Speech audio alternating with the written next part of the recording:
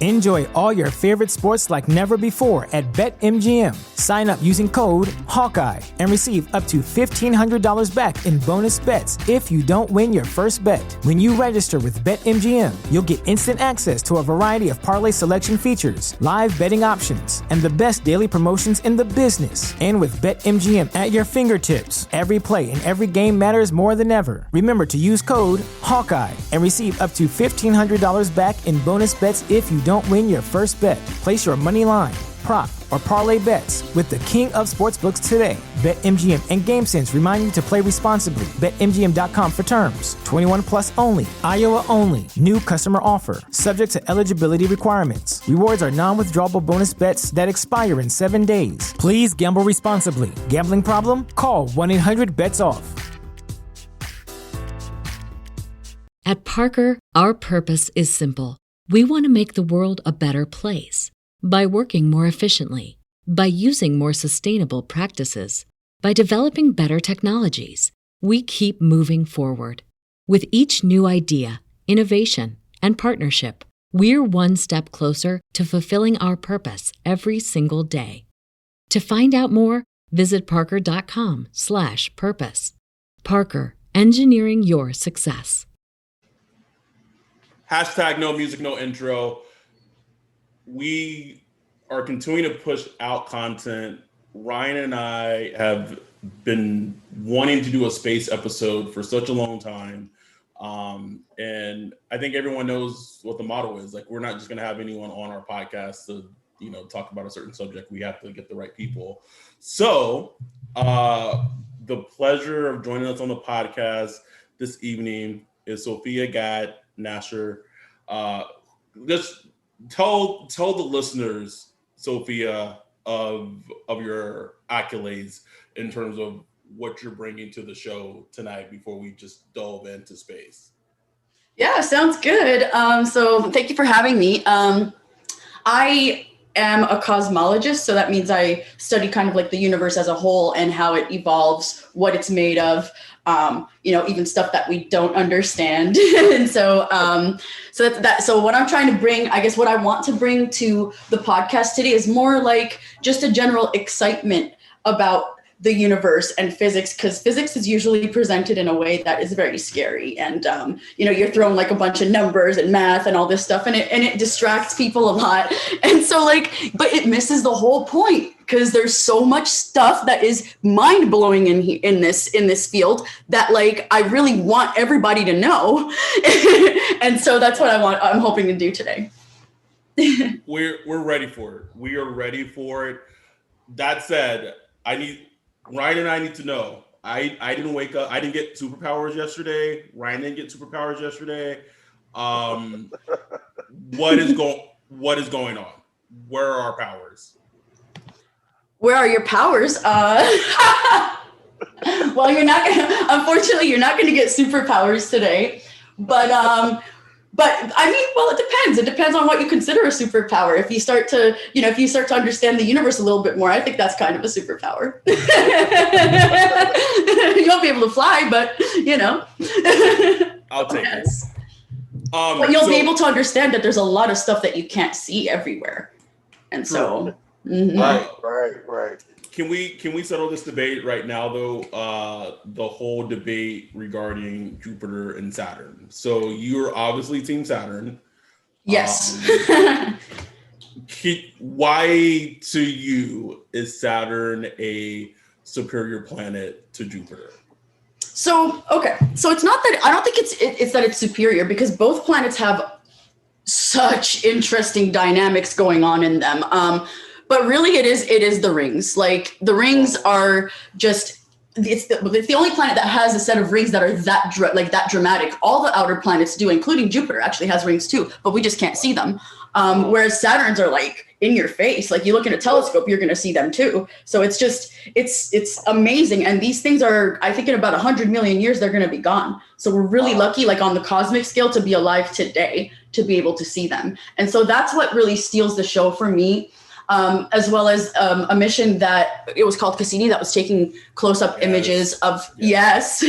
And so I started to process images when we learned that it was going into Saturn, and the whole point of why they sent the mission into Saturn is because if they kept it in orbit while they were losing fuel, it could crash into one of the moons. And Enceladus, for example, and Titan, these are moons that possibly, we don't know, but they could be hospitable to life. They might have, and if the spacecraft were to crash into them, it would contaminate it. And so that's the whole point of why we did that. But it just bonded me to that planet so much.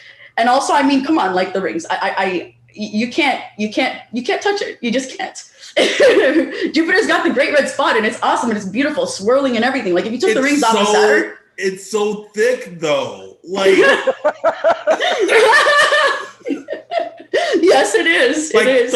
1,300 Earths can fit into Jupiter. I'm sorry, like that's utterly insane. This is true, but okay. So actually, so if you want to look size wise, they're actually not that different. So let me actually check. So Saturn's diameter is about 72,000 miles, and Jupiter's is 86,000 miles. So they're only 10,000 miles difference in diameter. But the reason why Jupiter is so much more massive is because when you start adding more mass onto Saturn, you can't grow it that much in size anymore because the pressure tends to bring down all the stuff, and that's why you have such a dense, a far denser planet in Jupiter, but it's not that much bigger than Saturn. No, look, I agree. I am Team Saturn. I love Jupiter, but yes! I am Team Saturn all the way. I just feel like, if you're an alien race that's coming to visit our solar system for the first time, Saturn's just like our little kind of okay, that's our little luxury piece there. Just so it's like Vegas, it's like the Strip, when you roll up and see, welcome to Vegas or whatever, that's Saturn for us. And what we also find fast, I just can't imagine just being like Galileo or just like ancient humans and just looking up and seeing that thing with the rings around it. It's like, what is that? It's like, it's just, when you step back and think about it, it's just kind of crazy. Like, that's just up there, Yes, exactly. And that's the first thing that you'd see, right? Like, it's like, and then, and it's kind of like I would say it steals the show. It really does. Yeah. Take away the rings though, and then we have a different conversation. Right. Because then you have I mean, in terms of the make and what they're made of, Saturn and Jupiter are very similar, but the bands across Jupiter, Saturn doesn't have them that that. It definitely has patterns on it. It's just not as beautiful as Jupiter's. And so if you take the rings away, then Jupiter would be the winner. But it has the rings, so it reigns supreme in my books. You got the rings, that's it. Yeah. But they're both, I love these planets. They're just, we don't understand them all. Juno right now is orbiting Jupiter. And so we're learning a lot more about this planet too. And it's all mind blowing stuff. We're getting shocked all the time. And so really, I mean, every single planet in this solar system is awesome in its own way. And so, take your pick. You can't go wrong, Yeah, that blows me away. Just seeing all the new discoveries we're still finding out, just to this day, just kind of, even when was it Voyager 2? I can't remember which one. It got the pictures of Pluto. Those nice pictures in the heart. That's New Horizons. It's called New Horizons. Yes. Mm-hmm. And just, it's Pluto. Who cares about Pluto? It wasn't even a planet anymore. Let's Pluto slander. Let's calm down. Look, Pluto slander. The elites decided it wasn't a planet anymore, and but then those pictures came out. It was like, I don't care. Pluto is still a planet. Right. Yeah. No, it's true though, right? Because nobody expected that Pluto was going to be that dynamic, moving ices. It's mad. So it's and then the heart, right? It's the only planet that has a heart on it, and so it's. If we look at the requirements, it doesn't follow all the requirements to be a planet. For example, Pluto is further away than Neptune right? However, at some points in its orbit, it's actually closer to us than Neptune is, or rather closer to the sun. Forget us, because I mean that has a whole different time. But let's look at the sun as because it's the center. It's actually closer than Neptune at some points in its orbit, because it's sort of it has this gravitational sort of resonance with Neptune, which means that it doesn't clear its own neighborhood with its gravity, and that's why it's not a planet. Whatever, though. It's still awesome. It's still awesome. Yeah. It is. Can Ryan and I get your opinion on just the feasibility of going to another planet just to even visit? I'm not even talking setting up like a colony or anything like that. Like, obviously Mars would be the one that most people, look to. How far away is that from being a potential reality? Oh, yeah, it's a pretty loaded question, because there's no doubt that we're all kind of sort of mentally ready to go. The problem is that in space, and since to go to Mars, it'll take about, I think, 9 months in space, and so there's a lot of radiation in space radiation that you have to deal with, and that it'll kill us if we don't have the right protection. So we need to figure out how to be able to house astronauts in some spaceship that can protect them from this radiation, so that we can get there. And I don't think that we'll see that until maybe 2030. Yeah, it's so fascinating to me. I don't know if you saw the show.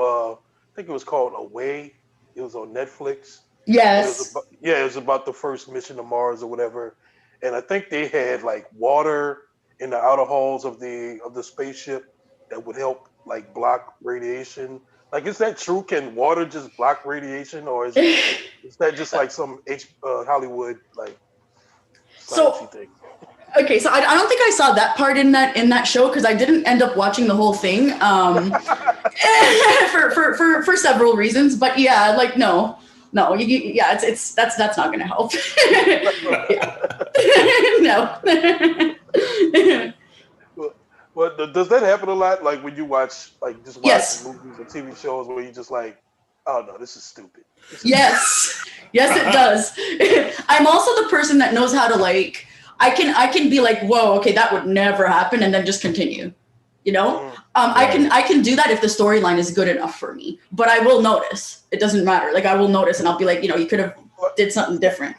For example, I know there's no sound in space. I understand that, but I'm okay with hearing explosions and hearing the Star Wars X-wings and all that stuff. I'm okay with hearing it while in space because it's cool. I don't want silence while I'm watching it. Yes, you need the dramatic effect, right? Because otherwise, it's okay. I just blew this spaceship up and I can't hear anything. It's what, So that's really definitely added effect for the audience, and I think it's necessary. I agree there. It wouldn't be as fun. Okay, I have one that I believe it's recent news, and I don't know how valid it is, but can you explain to me, I'm a 5-year-old, the theory or concept that if I or a person were to go into a black hole and spaghettification would happen, that I would somewhere come out whole? Ooh, okay. I don't know where that came from, because if you go into a black hole and you get spaghettified, you're probably not coming out anywhere. Right? I swear. Yes. I swear I read it 2-3 weeks ago, super recently. I'll send it to you, and I believe Sure. it from a pretty credible place, and I was this doesn't. No. So it might. Okay. Now let me just be a little bit clearer here, because I think it might have been that might have been on a theory, because there are these things called white holes, which are essentially kind of like a reverse black hole, where a black hole kind of sucks stuff in, a white hole spits stuff out. And so one theory suggests that maybe on the other end of a black hole it's a white hole, so you'll be spat out into something else, maybe some other universe or something. So that might be what it is. We don't know that that's true, though. We've never seen a white hole before. Right. You know, does that have anything to do with Hawking's radiation? So Hawking radiation is actually something that happens with black holes, and what that is basically it's kind of like a black hole evaporating away. And so if you wait long enough, that evaporation will kind of lead to the black hole kind of just evaporating all away and just dying out, if that makes sense. But so a black hole that's like several times the mass of the sun would take like 10 to the 70 years. That's like a 1 followed by 70 zeros. So we're like never going to see that unless we find like a micro sized black hole, which can, in that case, it can happen really instantly. But it's essentially, it's just the black hole kind of evaporating away some of its stuff. That's what the Hawking radiation is. That makes sense. What were your thoughts a couple of years ago when the first image of an actual black hole like was released?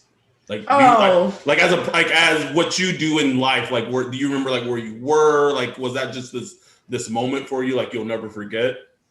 Oh, of course. I remember that. It was literally like just breathtaking. I think I just stopped breathing for like a few seconds there, and I was like, wow, like we're seeing the event horizon of a black hole. Like this is, like it's shadow on it. It was really, really, really, really just, it was mind blowing to me to be able to see that for the first time. And then when they compared it to like simulations and you can see sort of the connections between the two, I was like, wow, okay. Like it was a like groundbreaking moment even, I would say. It's just like showing like physics works, you know what I'm saying? It's like yes. And what blew me away is just growing up, I'm 38, almost 39, and in school, that was my favorite subject. And black holes were more like a theory back then. It was like the theory of black holes that can happen, but just where we are now, where we pretty much know that they're pretty much there's a supermassive black hole at pretty much almost every galaxy, and I guess it's pretty much integral to like the formation of a galaxy. And if there's one in this galaxy, and we finally have like an image of one, like that just blows my mind. Like it's crazy that it isn't bigger news to me. Like this is crazy to me. Like I thought it was very big news actually, because it was like because I saw it being sort of reported on like multiple different news networks and stuff like that. So I thought it was big news enough. Maybe, but I mean that's me speaking, right? So you're not in the field, and if you're saying that it wasn't, then I agree with you because I know what I'm looking for. Breaking news, like they should cut into the like whatever's on TV and just like everyone needs to see this right now. Hey, if there are any news networks listening, take that because that was the best tip that you can get. Yes, I agree there. But like, I do agree with that. That I feel like it needs to be more integrated into sort of everyday life so that people get a feel for it and just realize how mind-blowing this whole universe that we live in is. And I did want to point something out because you did mention that there's like a supermassive black hole at the center of every galaxy. So because that's actually one of the things that I'm working on right now, as well as dark matter. So so with black holes, like the regular sized black holes, not the ones in the centers of galaxies, but like several times the mass of the sun, those we know form how they form. They form from basically a dying star that was really massive. It explodes in a giant supernova, but there was so much stuff that it couldn't continue to explode, so it collapsed on itself and it becomes a black hole. Cool. However, the big ones, like the ones in the center of our galaxy and other galaxies, there are some that are 1 billion times the mass of the sun. Ours is 4 million. But there are some that are 1 billion times the mass of the sun. And when you make observations through like a telescope, one other cool thing about the universe is that when you look at anything that you look at, you're looking kind of back in time. So if you look at Andromeda, which is about, I think, 2 million light years away from us, 2.5 million light years away from us. So you're seeing it as it was 2.5 million years ago, because that's how long it took the light to travel us. And so that kind of, it's a limitation, but it also gives us the ability to look into the past. And so when we do that, we find that, there's a bunch of stuff there that doesn't like that we can't really explain with current models, and things that we found are like black holes that are about 1 billion times the mass of the sun that are around like before the universe is even 1 billion years old. So like, how do they form? We don't know that. We don't really know that. So that's what we're trying to figure out. I'm glad you brought that up, because I think that's one thing that Ryan and I talk about from time to time. Like, we consider ourselves pretty intelligent people, even like having more of like a baseline knowledge, even like space stuff, than, just a regular person. And one thing that, at least for me, I don't know if I can speak for Ryan, that still like gets me stumped from time to time is the whole concept of space-time. Like, I get it, but it is. No, I mean, so that stuff, it's like, it's, I just want to make it also clear that it's not necessary. I don't think it's true that people who do this are more intelligent or whatever. We just focus our time in something that people see as an intelligent thing, whereas other people will focus their time on something that is seen differently. And so I think everybody's intelligent, and I wanted you to know that. So, and the reason why it doesn't make sense, like, what is this whole space-time thing, is because it's weird. It's really weird. It's just, so essentially space-time, what it means, like when you hear the fabric of space-time, it's because what that really means is to say that space, so the spatial kind of part of space, that like, so your direction is literally woven in with time. So you can't disentangle the two. Time is like embedded in the fabric of space-time. And that's why that you can't like separate the two. And it's really because of that you have these strange sort of or like almost mind-blowing occurrences where, like, with special relativity, if I move closer or close enough to the speed of light, then time moves slower for me than, say, my friend on Earth, right?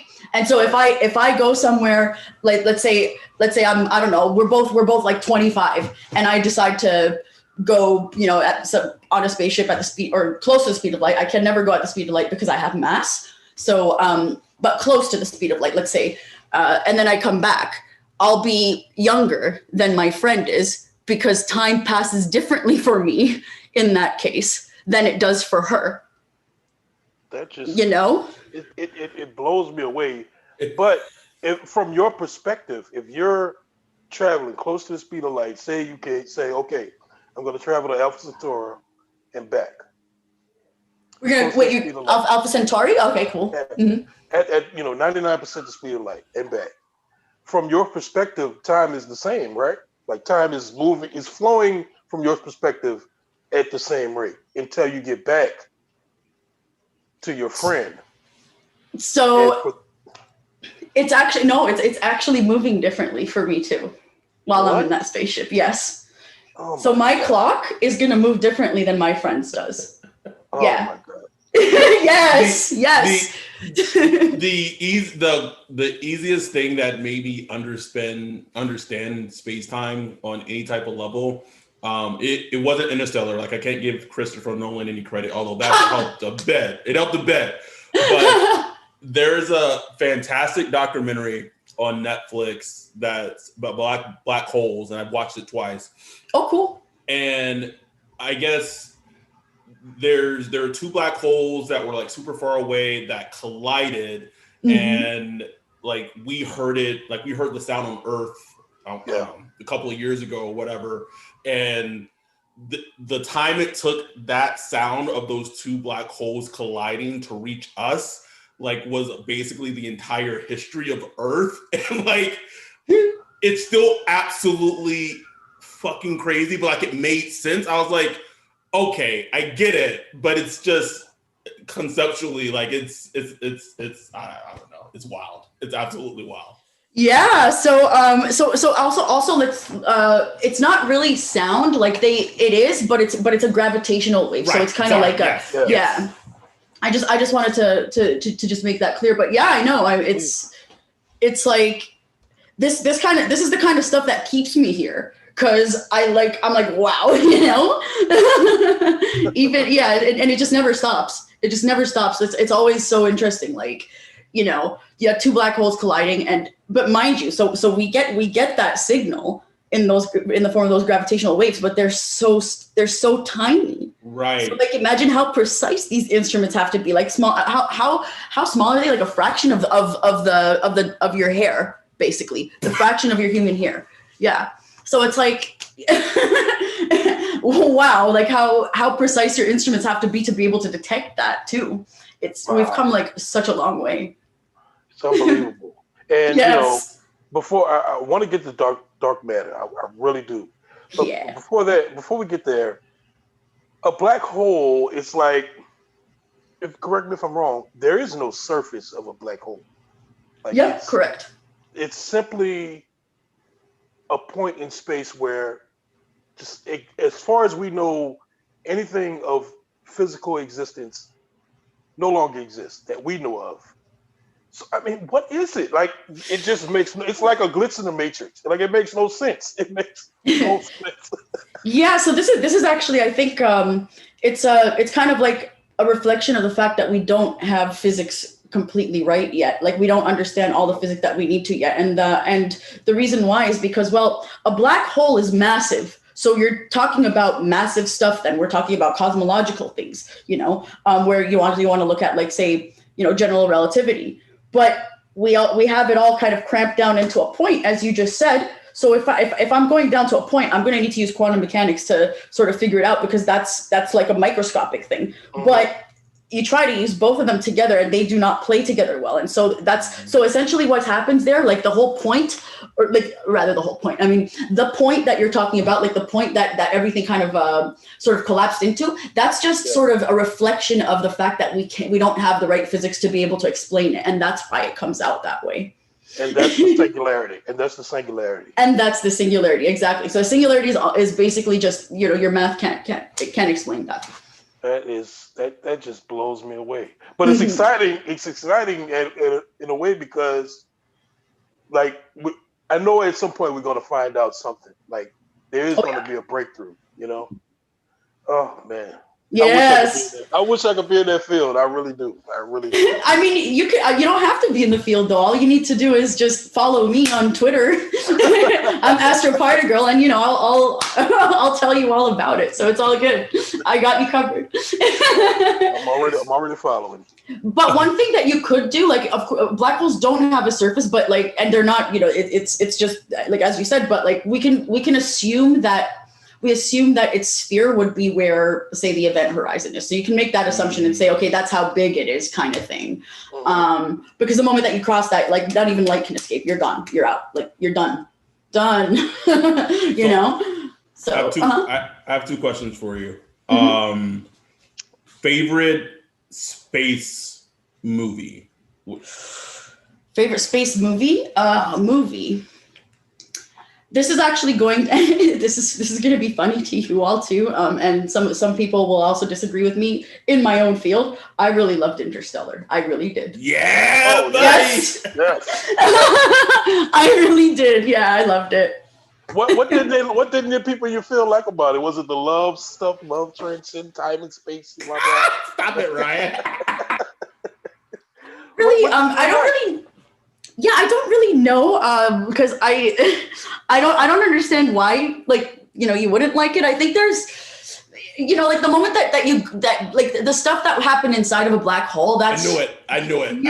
Yes. Because it's pure hypothesis, and I mean you're bending a lot of rules there already as it is. So it's like, I think that was just very uncomfortable for people. But for me, I was like, mind you, Kip Thorne was around, and he kind of like made sure that you could bend it this way or you could bend it that way without totally messing up the physics. But at this point, there's we don't at this point you have room to sort of be creative, because we don't really understand what goes on in there. And so for me, as I said, like before, I'm the person that I could be like, that's weird, but I'll be like, whatever, or that doesn't make sense, but I'll be like, okay, but the storyline's cool, so I don't care, it's fine. I can do that, but some people can't. And so I think that maybe that was one of the things that bothered people a lot. Okay. Yeah, I can still watch Interstellar and be perfectly. It's Ditto. I would watch it again. That and Contact are really high on. Contact. That was honestly better. No, that's it. Contact was better. I'm sorry. Thank you. No, thank you. I needed that. Contact is literally my favorite space movie, but I just haven't I haven't watched it for so long. Now I have to go and watch it again. That one. It's such a great movie. It's such a great movie. Yes, that one was just emotionally too, though. Like it emotionally gets you. I'm like, oh my God, I love it. Yeah, everything. Okay, that's it. So we're going with Contact. Okay, and then we'll go with Contact, and number 2 would be Interstellar. Okay. Well, I can work with that. And then, so my second question before we dive into dark matter is, I feel like I would be remiss if we didn't have a space podcast and ask you what your thoughts were in regards to just the possibility of being extraterrestrials in the galaxy. To me, I mean, like the universe is so huge that, yes, it's just, I don't know about like the galaxy, but even the galaxy is huge. We have hundreds of billions of stars in this galaxy. I meant the universe. I'm sorry. Oh, okay. Well, if we're talking about the universe, to me, it would make like I can't imagine that there isn't another planet that has life, whether it's quote unquote intelligent or whatever in that way, or I'm not sure, but there has to be life out there. I don't know for a fact, but that's I believe that I believe there is. Yeah. It's just too big a universe, and it would be It's so huge for us. Yeah. For it to just be us. Just us. Like just us? Like just what are the odds standpoint, it's like there has to be some more out there. It just has to be. Yeah, exactly. Like it would be like such an almost like the loneliest fluke ever that the universe could do is to create one planet among goodness knows how many in the universe that has life, and that's it. It's like only you, all of you else are just gonna be like just your own regular planets and just chill. Like no, for me, I definitely think there has to be life out there. Yeah. Okay, now please explain what the hell is dark matter and dark energy. What is it? All right. So, anything that you can see and touch and feel is kind of the stuff that you understand. So that's like your laptop, the sun, even like air, in the air that you breathe, that's still tangible because you could feel it. Like when you sort of swish your hand through it, you could feel it against your skin. You could feel those things because they interact with us. So dark matter is basically kind of the same.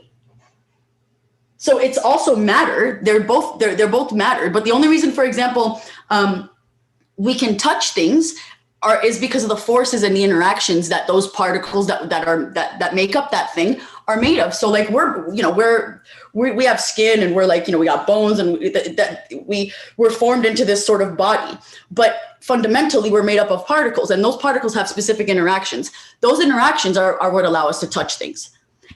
Dark matter it doesn't have the interactions that we have. That's for sure. We know that. So it doesn't interact with light. Therefore, it doesn't. So light can't reflect off of it for us to see it, and it doesn't emit light. So, and it also just it doesn't have the same interactions that we do. So we can't touch it. It just would pass right through you.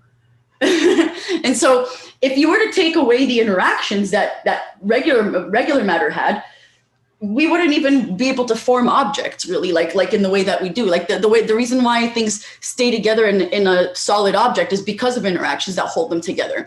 You have like the electric force, the electromagnetic force rather, which is, for example, why if I touch just part of why if I touch my laptop, my hand doesn't go right through because there's this sort of Coulomb force, so it kind of repels it. Yeah. And so there's also a strong force that keeps that is why atoms are held together at all. Otherwise, they'd be subatomic particles, right? But the strong force holds these things together to create them, to create atoms that will then create objects. At least we don't, from what we know. We know for sure that dark matter doesn't have the same interactions that we do. If it does have analogous ones, it would be in the dark sector and it wouldn't be with us. And so that's why we can't touch it. And so that's why actually right now in every moment in your any moment, like any given moment in time that you ever just like, pause and think, you have about 20,000 dark matter particles passing through you. Like right now even. Wait, about 20,000 dark matter particles passing through you, and you don't feel a single one because of the fundamental interactions are not the same as ours.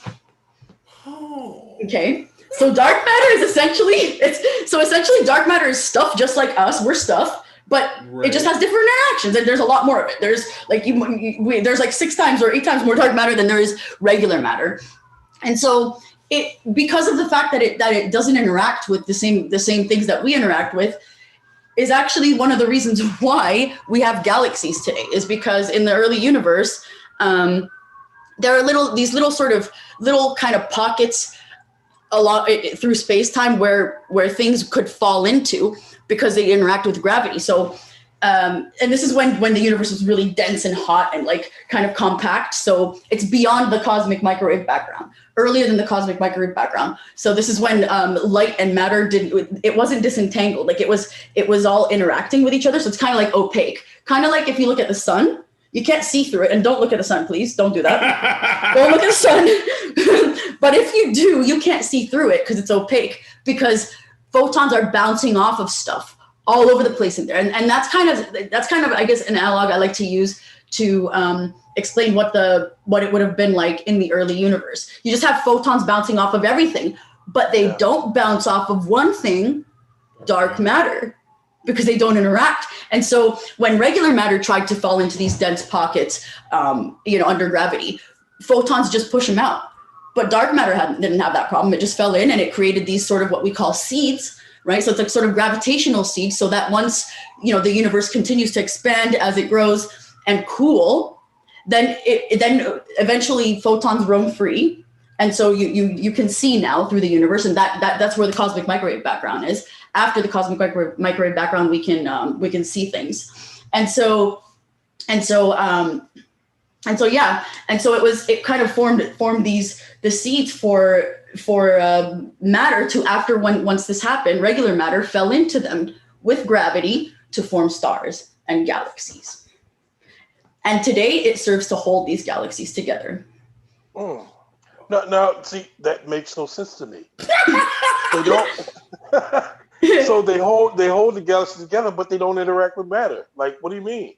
But they do. But they both interact with one thing, right? Gravity. And that's literally the like kind of like a saving grace for us, because the fact that they both interact with gravity is essentially right now the only way that we can detect it. That's it. Okay, so I'm gonna make an analogy, and you can be like, no, that's absolutely not close. I need an analogy to help me like keep it together. Mm-hmm. Is it like the universe's invisible Gorilla Glue? That's actually a really cool way to put it. Yeah, it's kind of like the universe's invisible Gorilla Glue holding like galaxies and stuff together. That's really cool. I like it. Yeah, I like that. Okay. Where the Gorilla Glue is really its interaction with gravity. yes, I know. All right, I know. I just needed to. Okay, I'm good now. Okay, I'm good. Cool. No worries. Yeah, but to make it like, I guess maybe this actually might make it a little bit easier to picture. And this, now I'm going to bring in general relativity. I know that sounds like you're like, whoa, okay, hang on, how's this going to be easier? Right, time out. I'm just getting there. Stephanie. Slow down. Okay. Yeah. So general relativity. Generally, so when you kind of like a summarized point, like what general relativity tells us is that if I put, like, say, a mass in space-time, if I put some mass in space-time, remember, space-time is a fabric, right?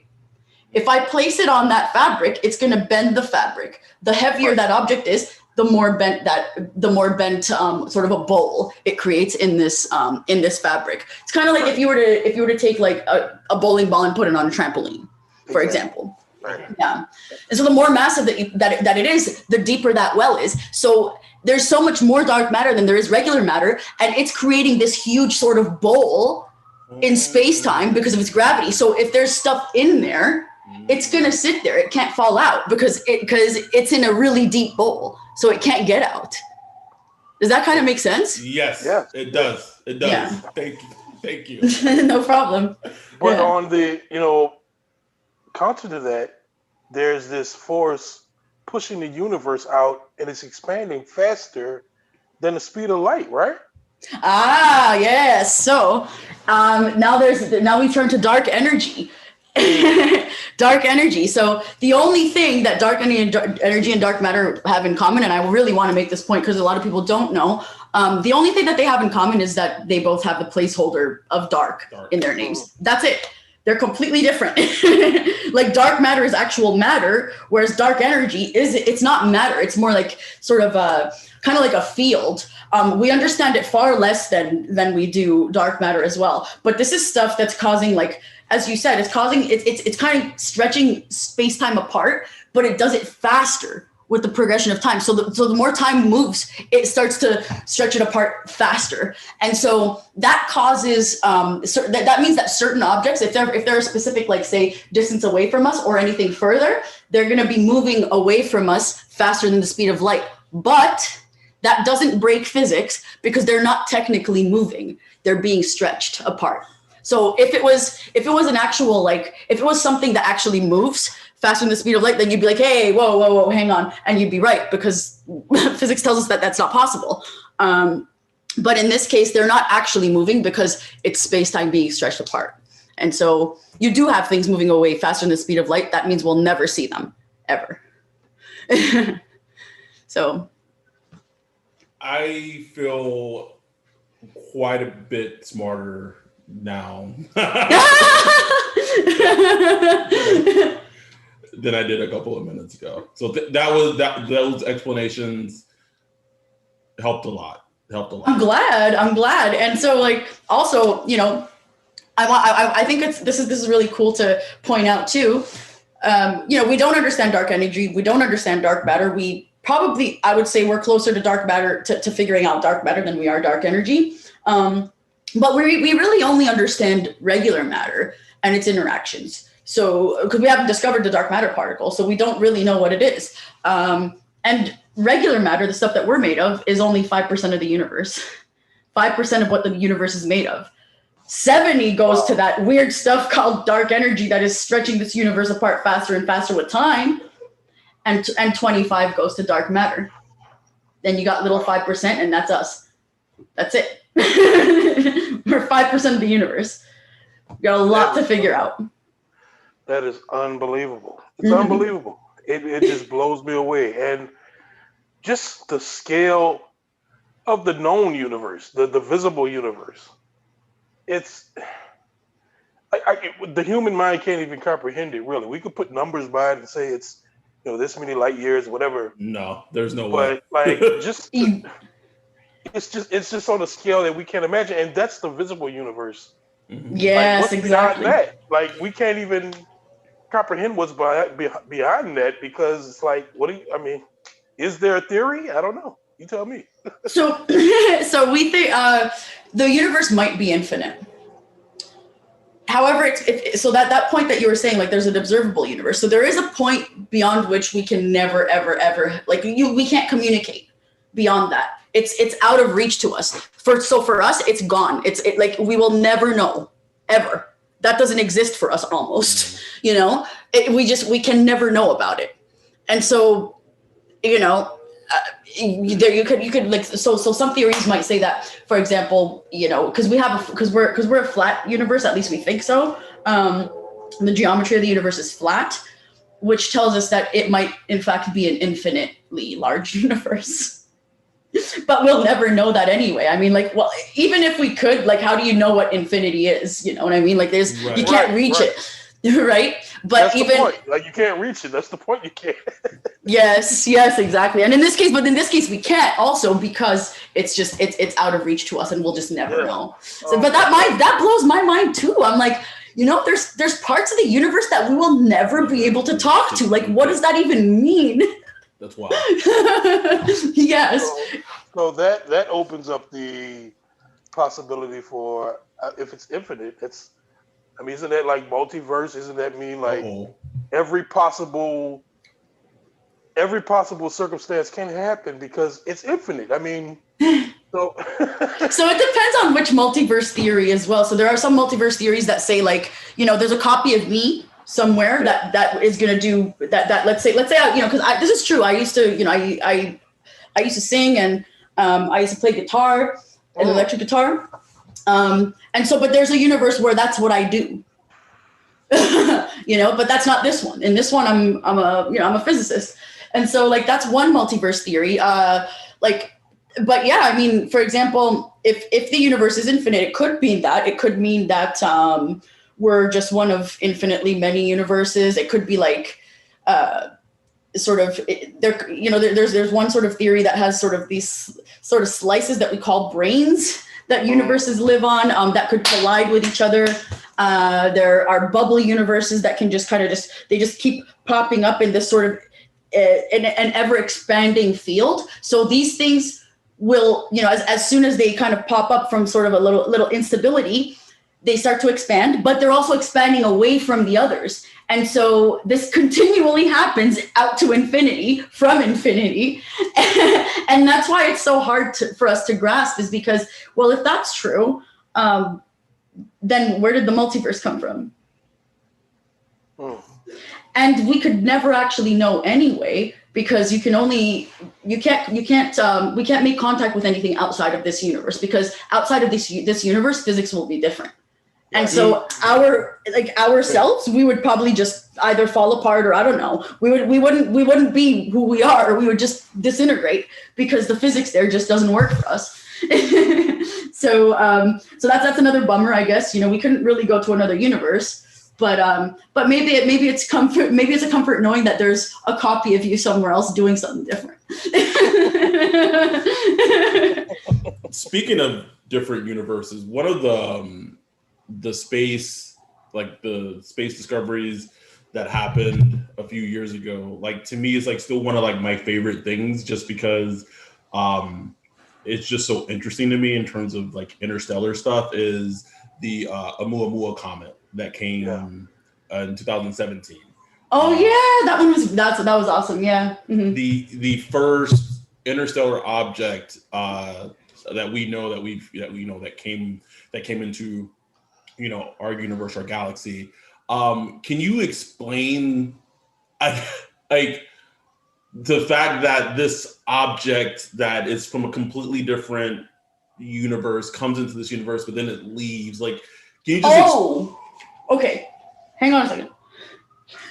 Actually, finish your question, and then I'll, because I just have to correct something. No, just the fact that 3 years ago was the first time we've had something in our universe where it wasn't from quote unquote here, and just the kind of, I guess, the significance that was when it happened. Okay, I see. So you didn't mean like coming, because it's not from another universe. It's just yeah. Okay, that was where I was like, okay, if you read something like that, then I'm like, yeah. Different galaxy. Sorry. Different so this is interstellar, meaning that it's, I think it was from our galaxy, but just somewhere else, not our solar system. Gotcha. Yeah. And so I mean, it's really cool. It's not, it's like in terms of chance, like how likely that would be for us to be able to like see something like that cross our paths is so vanishingly small that we were very lucky. Like, it's like, a lot of people are, for example, scared that, oh my God, what if we collide into another star, or what if we collide into something? You can't, it's to collide into something in space is so hard. Okay. And now I'm going to demystify something for you as well, is the asteroid belt, which you always see in your, sci-fi movies, and, you're kind of like dodging each rock because there's a rock here. It's not like that. There's so much more space between these rocks. You could just pass right through. Similarly to like all the other missions that we've sent to outer space. And so now think about that and take it to giant scales, because stars are really far apart. Okay. So to land, or to have some object land in a star system, namely ours, which is our solar system, is very the chance of that is very vanishingly small. And we're pretty lucky, I would say. Yeah, that was so fascinating. Yeah. Another thing that just fascinates me is the sphere. Like, just the sphere is just from a microscopic standpoint all the way up to planets, suns and stars and solar systems. They're all spherical. Mm-hmm. Like I don't like. Is there some physics? In physics, is there some reason for that? This is why things tend to coalesce as a sphere, almost a perfect sphere. Yeah, when you talk about planets, That's right. Yeah, and the answer to that is gravity, because gravity wants to hold things down. And so, like, okay, let's say I have a chunk of something. That's gonna create a little well in that fabric, right? So I'm gonna throw some more stuff in there. The well's gonna get deeper. So when I throw stuff in there, it's gonna surround the original stuff to add more gravity. But if you're surrounding it, it's gonna eventually become spherical. So once it's massive enough, you get spherical objects like a planet. But if it's not, you get oblong objects like asteroids. That didn't have enough gravity to sort of, to make themselves a sphere. And so the answer to that is gravity. Gravity makes things spherical. Now our solar system itself, like the solar system is not spherical, but it's more like a sort of like a disk. So planets kind of orbit on a plane. And that is kind of due to the dynamics of gravity, as well as the way that the solar system formed. It formed in this disk. And so, but it's also, again, circular, like because of orbits. Right. And so it's because of gravity. It's because of gravity that things work that way. And because gravity kind of comes from like a center of a point. So if I go, like, if I'm pointing down to like the source of the gravity of the earth, you want to point down, right? Right. Inward. But when you accumulate more of that stuff, it will eventually become spherical, because gravity also pulls things. So you have a lot of stuff now. It's going to want to pull everything down until, well, there's so much that it will just it'll eventually evenly pull in each direction, kind of. And that's why you get like more or less spheres. And yet it's the weakest force. Yeah, that's right. I know, right? I know. Yeah. What I have one, I know it's kind of far-fetched, is there's nothing far-fetched. Okay. What would it take, and I know it probably won't be maybe in our lifetime, for potential interstellar travel? For interstellar travel, okay. To me, the way that I see it, the best bet would be to find a wormhole, or to find how to make wormholes, because then, well, wormholes are essentially shortcuts through space. So it's like, if I was to take like the length of a sheet and I wanted to get from one end to another, I have to traverse that entire sheet. But a wormhole kind of like if you take the sheet and fold it over and then push a hole through those edges. Well, I could just walk on a bridge that's much shorter and get to the other side. So that's I think that would be the one thing that would obviously revolutionize things. However, that's hard. so I just want to be like, wormholes are an actual thing. Wormholes are theoretically an actual thing, but we have not seen it we have not seen one. So the physics of it work. Yeah. Mathematically. But yes, it does. Just hadn't been observed. Okay. Yes, but there's also other problems. So like having a wormhole that's not the complete solution. Because you have a wormhole, that's cool, but we need to be able to hold it. So there's a whole bunch of physics going on in there that makes them unstable. Right. So, going through that, you could, it might just, you might collapse on you or something, and you don't want that to happen. So we need to have this sort of something we call exotic energy, because it's like negative energy, which doesn't make sense, at least, like what we think about it in that way. So we call it exotic energy that we would need to be able to hold these things open. And that's another challenge in itself, is to find that. Is that like similar to antimatter? It's different, but it's different because this is like literal negative energy, whereas antimatter is just like us, except that it has a different charge.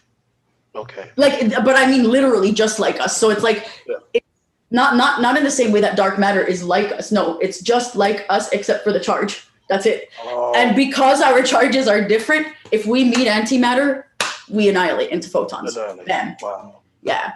Yeah. Wow. So antimatter is, but antimatter, again, using that fact that if I allow antimatter and matter to hit each other, that produces so much energy that it goes into photons. If I could house enough antimatter, that would be a great system for propulsion for space travel. So another possibility would be, let's say, if we could move sort of close to the speed of light, because in that case, time would move slower for us. Finally, there's another option, which we would have to figure out cryogenic freezing for this, is you cryogenically freeze people, send them out into space, bam, you're done. But again, right? I'm not sure that cryogenic freezing is something feasible for 40,000 years. So we'd still need to figure out, we'd still need to be traveling fast so that time is passing like slower for us. Yeah. For example. I mean, that's why I just never, as much as like the stuff has been out about, UFOs and aliens visiting, I'm just like, man, the universe is so big. It's just like, it just doesn't make sense to me that they've actually visited and communicated with the government. I'm like, if you're to the point where you could actually travel across the galaxy, oh my God, it's like, why would you just like be talking to like, the president of the United States or whatever? Like, you know what I'm saying? It's like, of all places, right? Yeah, they're gonna come and talk to us for sure. Yeah. Yeah, I think that if they wanted to, they'd probably look and they're like, I think we got a problem. Let's just get out. They would just literally turn around and bam, out. It's like the Cleveland of the universe, just like what? We're not coming back here. Yeah, exactly. Like, no. This species is doomed, and we gotta get out. So if there is life out there, I agree with you. Either they haven't come or they have, and they were like, yeah, I'm out. I'm not talking to these things. But yeah, so like I think like with interstellar travel, I guess. Something that we're closer to would be figuring out how to move something really fast, which would be using antimatter, I would say. The problem with that is we can hold antimatter, but we can't hold a lot of it. Why? Well, I can't put it in a container because a container is made of matter. So bam, right? Just exactly. And so what they do. So how do you store it? I don't. Yeah, and so they store it like this. They store it because it has charge, which means charge means it has a magnetic field. Yeah. So they use a circular magnetic field that keeps it spinning and spinning and spinning, so it never touches a wall. But how much can you hold that way? Right. So only very small amounts. Exactly, and that's another problem. So these are all like little problems that kind of keep. They're really big problems. Big problems that keep us from making like these giant leaps. And I'm not sure, I don't know when or if we'll discover, I think antimatter is something we could eventually house. That's not our problem. Eventually, not right now. But for example, wormholes are something I'm a little bit more skeptical of, but I love them. I love the idea of them. That's so cool.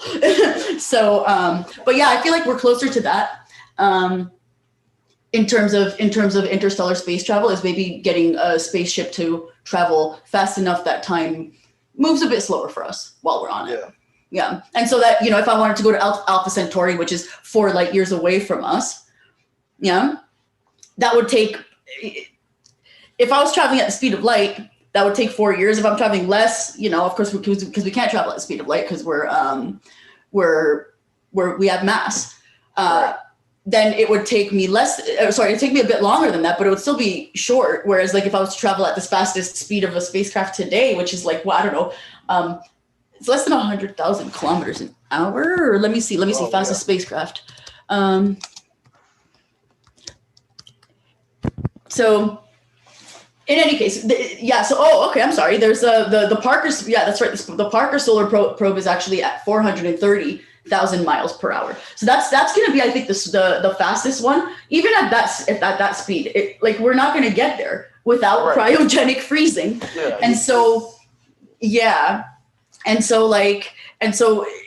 with maybe if we could figure out propulsion using antimatter, that might, you know, be able to bring us up to or speed us up enough. But yeah, so and mind you, like when I'm saying like that it would take this amount of time, I'm talking about from the perspective of Earth. Because if we could travel at light speed, time would not pass for us at all. So like for light, time does not pass. It experiences no time. What? Like literally, what? Yes, light experiences no time. So it's like, but think about it. So this is why they say that faster than light travel would take you back in time, because it's like this. If I try to approach the speed of light, time passes slower, and slower until it halts when I get to the speed of light. But if I move faster, it has to move somewhere backward. Backwards. Which completely makes sense for me. It makes complete sense to me when I think about that. Yeah. It just blows my mind. It blows my mind. But I guess that's why, the speed of light is kind of like that speed limit for the universe. Yeah. Even though the universe itself is expanding faster than the speed of light, which is like, we're living in the Matrix. I'm telling you, we are in the Matrix. I don't care. But remember, the expansion, we can't really call it a speed. So so we're nothing, and because it's different, right? It's like you're moving because the fabric is moving. It's not because you're moving. Exactly. Oh my goodness. This is beautiful. It is. Well, I think we can talk. Oh wait, no. I gotta add. Sorry, Adam. Sorry. Yeah, don't apologize to me. Look, I did see. I think I saw on your timeline that you were a Mandalorian fan. Is that right? Huge. Did you watch the finale? I actually saved the second season. What? So I know. Yeah, please don't spoil it for me, because then I will never listen to your podcast again. Right now. But yeah, watch it. Am I going to be happy? Watch it right now. Like, do not look at Twitter. Like, why are you even on Twitter? Like, don't look at Twitter. No. Wait, did it just happen? The season finale was on Friday, this past Friday. Okay, yeah. No, you're right. Yeah. What am I doing on Twitter? Yeah. Sorry, my Twitter. I'm just gonna let the Twitterverse know I'll be gone for a while. Stay off of all social media. Ryan and I had the pleasure of speaking to the animation director on The Mandalorian last night. For a podcast episode, which you'll have to check out. It was amazing. Just like this one is. But yes, please, like, if you're a Star Wars fan, or you can't be on social media. Like, you can't have it spoiled for you. Like, you have to watch those 8 episodes and you just got to do it. We're all going to be happy, right? Is it a good thing? Is it a good? Yes. Okay. Yes. Okay. Because I'm like, I was also a Game of Thrones fan, so I know exactly what it means to be destroyed. Yeah. Nothing like that. Nothing like that. Yeah. No. I'm very excited to catch up on this, because like, I just love it. I love The Mandalorian. It's so good. I was afraid. Like at first, I was like, I'm not sure if I wasn't sure if I was gonna like it, but I loved it. Loved it. And no matter what anybody says, the child is Baby Yoda. Sorry. No, his name is Grogu.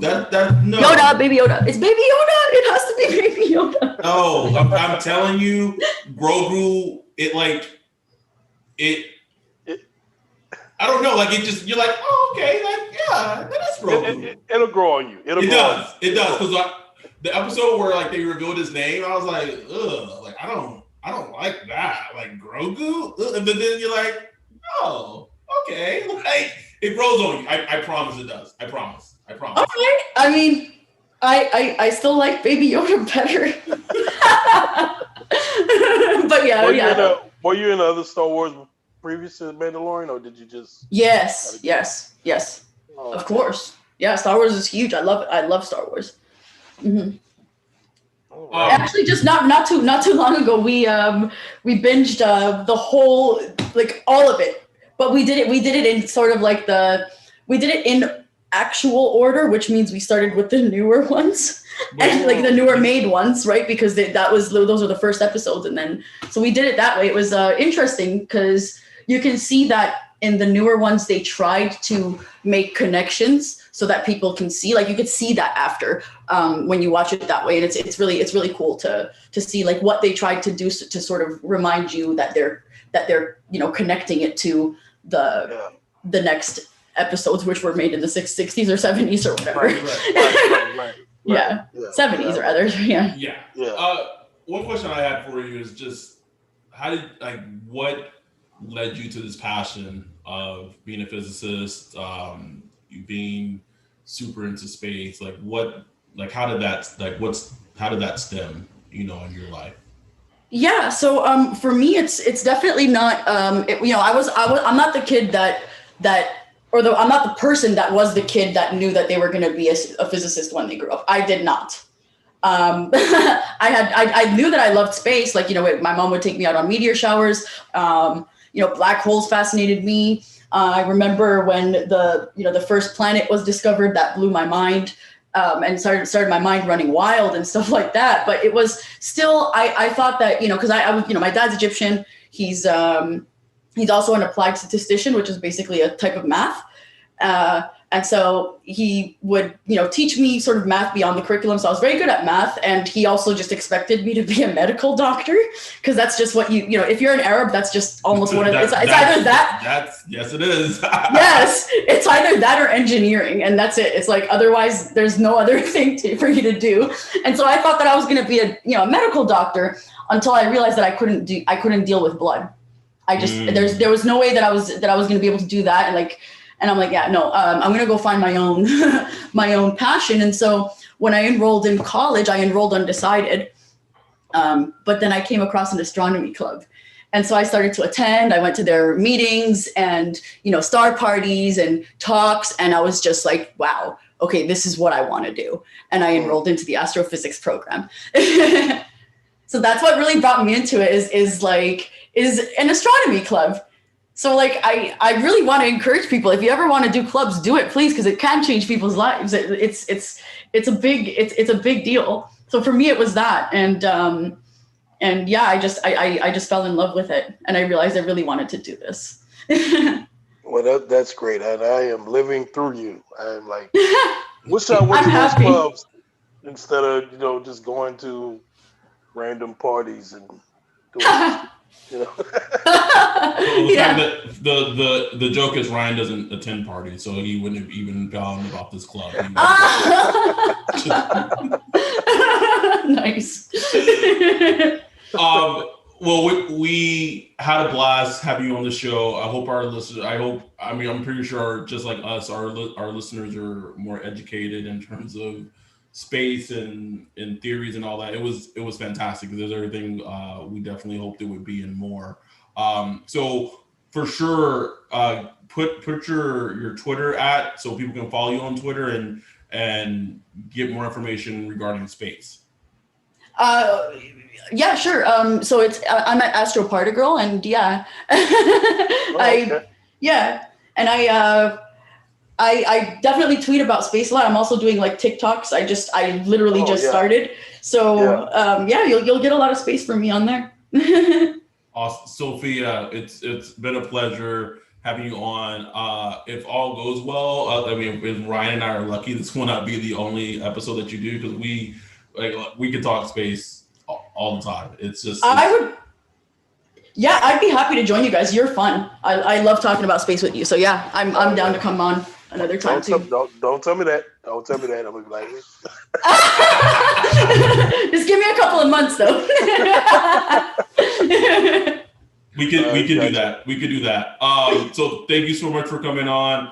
And anything that you have that you're working on right now, just in your career, space wise, physics wise.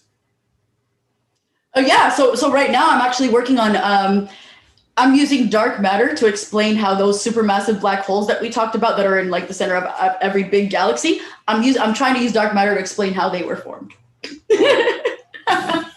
Just yeah.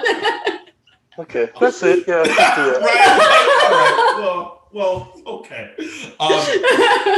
Sophia, it's been a pleasure. We're not going to take up any more of your time. We're going to get out of here. But truly, thank you for coming on. And to our listeners, we truly hope you guys enjoyed it. Please follow Sophia on Twitter if you're into space at all. Even if you're not, fucking learn something besides just football stuff. Broaden your horizons is what we're trying to accomplish with this podcast. So with that, we're going to get out of here. We're out.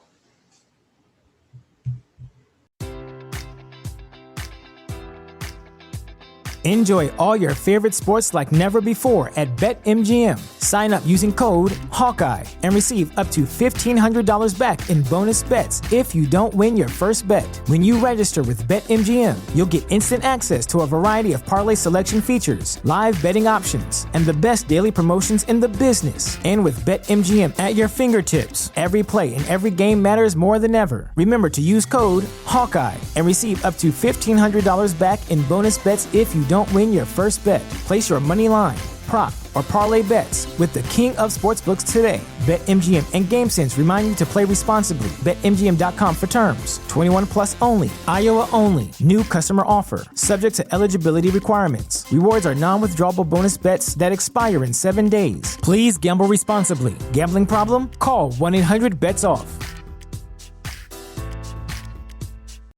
This is the story of the one.